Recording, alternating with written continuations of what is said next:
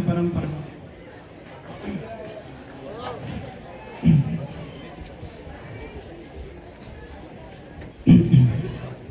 बोलो पंच परम परमेष्ठी माँ भगवान की।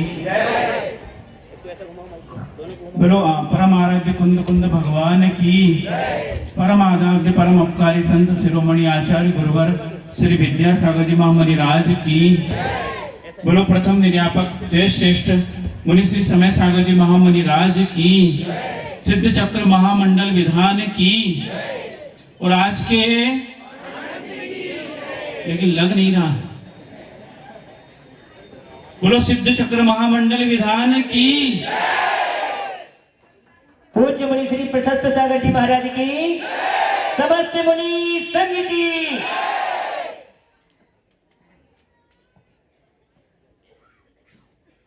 और आनंद इसलिए लग रहा है कि जितने श्रावक श्राविकाएं मंडल में विराजमान थे सिद्ध चक्र महामंडल में, उससे ज्यादा संख्या आज समापन के दिन लग रही है। इसका क्या कारण है वो आप जानिए, लेकिन आज संख्या ज्यादा है इसलिए हमने आज के आनंद की जय बोल दी। कि नहीं आया आपको आनंद? केवल आज आया कि पूरे 8 दिन आया? जिनने लिया उनको तो आया है, और जो आज आए उनको भी आनंद आया है।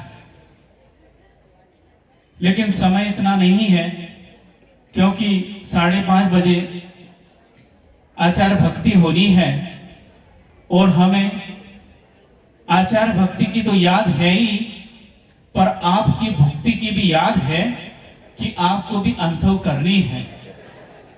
हम अपनी भक्ति की भी याद रखते और आपकी भक्ति भी याद रख रहे हैं, पर आप थोड़ा गलत कर देते हैं कि भक्ति को कभी कभी याद करते हैं और भक्ति को हमेशा याद रखते हैं। और यह कहावत भी हमने बुंदेलखंड में सुनी है कि बानिया की बारात कभी भी चले, बोलो, अंतों तक पहुंच जाती है। इसी प्रकार जुलूस का टाइम तो 1 बजे अध्यक्ष साहब ने दिया था, वो चला 4 बजे, लेकिन इतनी तेज चला कि अंतों की टाइम तो आ गया ना। इसीलिए ये कहावत चरितार्थ होती है, बानियों की बारात कभी भी चले, अंतों भूल ही नहीं जाती। भक्ति तो भूल लेंगे, भक्ति भूल जाते हैं, भक्ति कभी भूलते नहीं है। इसलिए हमें भी आपकी भक्ति की याद है और समय आपका हो गया है। लेकिन बंधुओं, जब कभी स्वार्थ आए तब भक्ति की याद मत रखना। जीवन में हर समय ये भक्ति की याद रखना, क्योंकि भक्ति तो हमेशा मिलती है। आप जब भी जन्म लोगे उस जन्म के साथ से आपको भक्ति मिलना चालू हो जाएगी। एक तिर्यंच भी अपनी भक्ति का इंतजाम कर लेता है, लेकिन उसको भक्ति जो है बहुत कठिनाई से मिलती है। लेकिन तिर्यंच भी ऐसे होते हैं जो अपने जीवन में भक्ति को प्राप्त करके पंचम गुणस्थान तक प्राप्त कर लेते हैं। लेकिन श्रावक जो मनुष्य है उसे ये सौभाग्य मिलता है कि वो भक्ति इतनी करीब से भगवान की करता है कि एक दिन स्वयं ही भगवान बन सकता है, और यह केवल उसी के जीवन में चरितार्थ होता है। इसलिए बंधुओं, ऐसी भक्ति अपने जीवन में करिए, ऐसी भक्ति अपने जीवन में करिए कि एक दिन आप स्वयं भी भगवान बन जाओ। कई लोग कहते हैं कि भक्त नहीं भगवान बनेंगे। ये बात उनके लिए इसलिए चरितार्थ इसलिए कहते हैं क्योंकि उन्हें भक्ति का स्वाद नहीं आता है। वे शुष्क अध्यात्म को लेकर जी रहे हैं। लेकिन आचार्य कुंद कुंद भगवान कहते हैं सरस अध्यात्म वही है जो भक्ति में डूबा हो। जब वह व्यवहार चारित्र के साथ रहता है तब पंच परमेष्ठी की भक्ति करता है व्यवहार में। लेकिन जब वो मुनिराज शुद्धोपयोग में लीन रहते हैं तब भी वो भक्ति को नहीं छोड़ते हैं। उस वक्त वो पंच परमेष्ठी से अलग हटकर अपनी आत्मा की ओर आ जाते हैं और वो आत्मा की शुद्ध भक्ति करते हैं, लेकिन भक्ति वो कभी नहीं छोड़ते हैं। कुछ दिन पहले एक ही भाव स्तोत्र का पाठ कर रहे थे, उसमें भी ये बात आई है कि मुनिराज कितने भी उत्कृष्ट चारित्र को धारण कर ले, लेकिन उनके जीवन में यदि भक्ति नहीं है तो उन्हें मुक्ति नहीं मिल सकती। बहुत ही सुंदर वर्णन किया है। यद्यपि वह पूरा स्तोत्र जो है बहुत ही सुंदर सुंदर काव्य से रचा गया है, लेकिन उसमें यह प्रासंगिक काव्य जो मुझे याद आ रहा है, बहुत ही प्रासंगिक आचार्य वादिराज मुनिराज ने और उनके जीवन में भी बहुत ही मार्मिक घटना घटी। वो घटना कहने का समय नहीं है, मैं यह श्लोक कहकर अपना वक्तव्य पूर्ण करता हूं। शुद्धे ज्ञाने शुचिनि चरिते सत्यपि त्वय्य नीचा भक्तिर्नो चेत भवति हि कथम निर्वधि सुखा वंचिका कुंचिकेयम शक्योद्घाटम भवति हि कथम मुक्ति कामस्य पुंसो मुक्ति द्वारम परिदृढ़ महा मोह मुद्रा कवाटम। एक व्यक्ति जिसके पास शुद्ध ज्ञान है, शुद्ध ज्ञान वह जिस ज्ञान में केवल वस्तु का ज्ञान नहीं है किंतु उसके स्वरूप का ज्ञान है, जो राग और द्वेष से रहित उस वस्तु के स्वरूप को जान रहा है, ऐसा शुद्ध ज्ञान जिसके पास है। और शुचिनि चरिते अर्थात शुद्ध चरित्र भी, जिस चरित्र में अतिक्रम व्यतिक्रम और अतिचार नहीं है, ऐसा शुद्ध चरित्र भी एक व्यक्ति के पास है, लेकिन यह पर्याप्त नहीं है। क्यों नहीं है?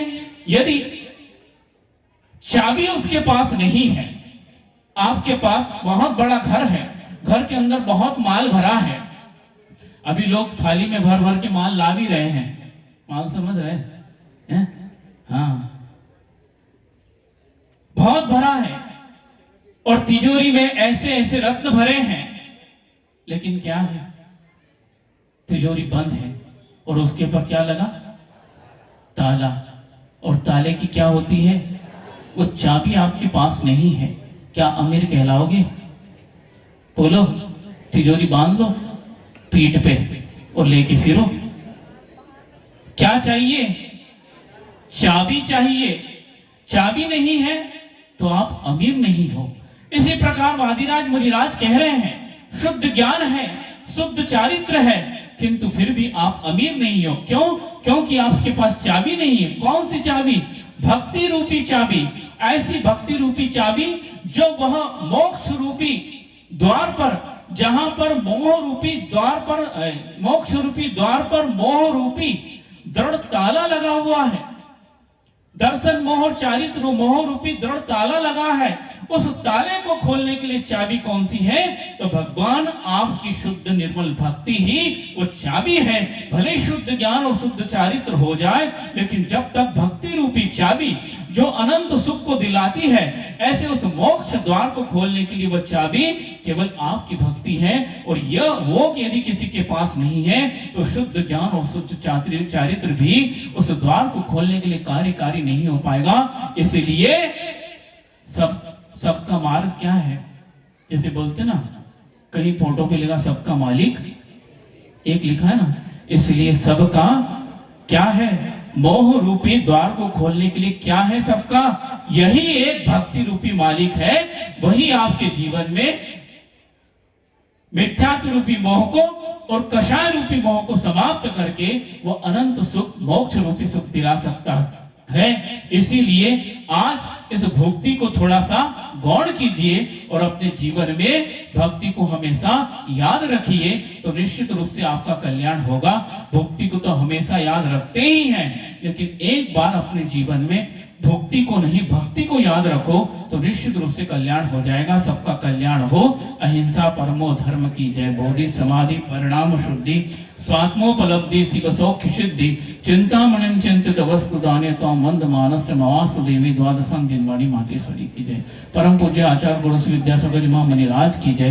परम पूज्य निर्यापक समन मुनि से समय सागर जी महामणिराज की। पूज्य मुनि श्री